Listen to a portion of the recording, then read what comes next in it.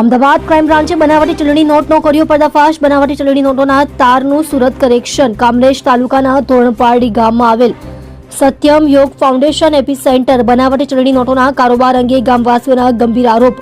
રાત્રિના 12 થી 1 વાગ્યાના સમયે મહિલાઓની ચહલપહલ રહેતી. મહિલાઓ ઓટો રિક્ષામાં આવતી જતી.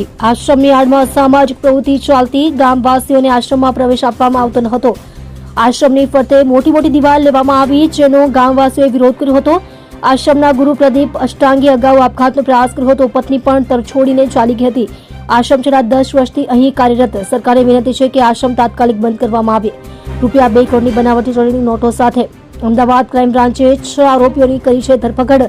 અમરાઈવાડી વિસ્તારમાં ડિલિવરી કરવા આવતા મહિલા સહિત 6 લોકોને ઝડપી પાડ્યા. પૂછપરછમાં બનાવટી ચલણી નોટોના તાર સુરત સાથે જોડાયેલા હોવાનું સામે આવ્યું.